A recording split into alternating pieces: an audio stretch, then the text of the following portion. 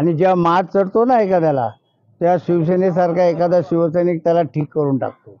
मला त्याला एवढंच सांगायचं आहे, आम्हाला हलक्यामध्ये घेऊ नका, बिलकुल हलक्यामध्ये घेऊ नका.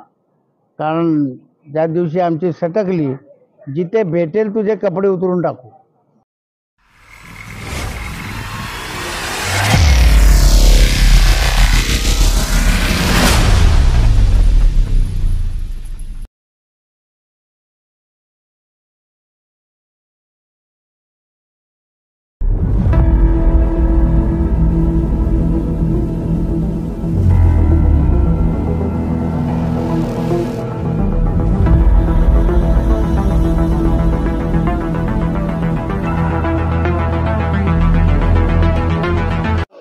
उपमुख्यमंत्री आमच्या पक्षाचे प्रमुख माननीय एकनाथ शिंदे साहेब उपमुख्यमंत्री त्यांच्याबद्दल कुणाल कामरान यांनी शब्द आहे बातमी पसरवली.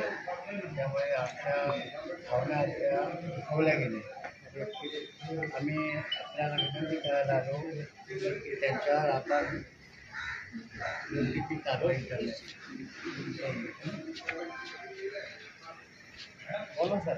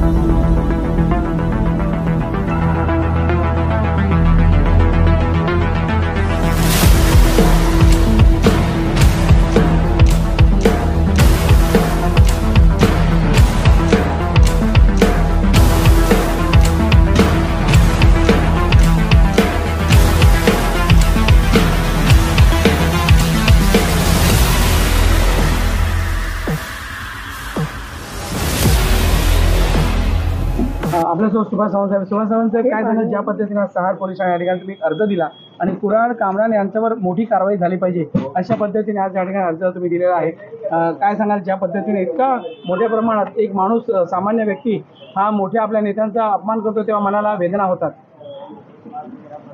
तो सामान्य व्यक्ती नाही, त्याला मात चढलाय. विदूषक आहे तो आणि तो माजोरी त्याला मात चढलेला आहे. आणि जेव्हा मात चढतो ना एखाद्याला, त्या शिवसेनेसारखा एखादा शिवसैनिक त्याला ठीक करून टाकतो. मला त्याला एवढंच सांगायचं आहे, आम्हाला हलक्यामध्ये घेऊ नका, बिलकुल हलक्यामध्ये घेऊ नका. कारण ज्या दिवशी आमची सटकली, जिथे भेटेल तुझे कपडे उतरून टाकू. मग तुझ्याबरोबर कोण आहेत काय आहेत आम्हाला माहिती नाही, पण तुझ्या अंगावर एक कपडा ठेवणार नाही एवढं मात्र लक्षात ठेव कामरान. आणि तू आमच्या साहेबांना जे बोललं आहेस ते कदाचित तुझ्या आजूबाजूला लुख्खे लोक असतील, त्यांनी तुला सपोर्ट केला असेल, पण आमच्या प्रमुख नेत्याच्याबद्दल आणि बाळासाहेबांबद्दल जो कोणी बोलेल त्याला वेळीच आम्ही त्याचा करेक्ट कार्यक्रम करून टाकू. करेक्ट. ज्या पद्धतीने विरोधी पक्षाचे नेते म्हणतात की यामध्ये काय इतकं म्हटलेलं नाही आहे, काय सांगा ज्या पद्धतीने आपल्या नेत्याबद्दल इतक्या शब्द बोलल्यानंतर समोरची पार्टीचे जे नेते असतात ते मोठ्या प्रमाणात जे नेते आहे त्याचा अपमान कशा पद्धतीने सहन करू शकतो, कारण काय त्यांच्याही पक्षात मोठे मोठे नेते असतात, याबद्दल काय म्हणणं आहे?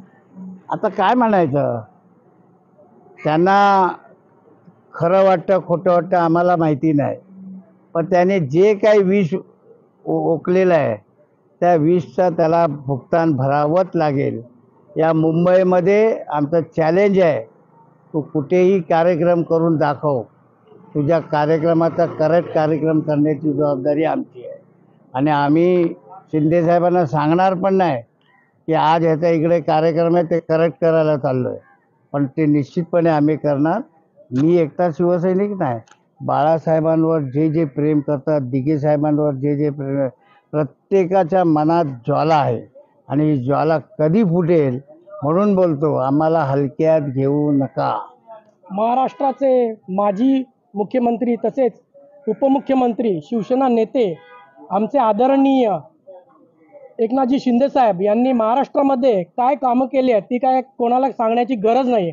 आणि हे कुणाल कामरा असे जोकर विदूषक काही बाकीचे बरगळतील गेले? हा असं शिवसैनिक कोणी ऐकून घेणार नाही. जो जिथे मिळेल तो त्याला आम्ही थोबाडण्याची ताकद ठेवणार आहे. त्याने आता आमच्यावर समजून राहावं. जय महाराष्ट्र.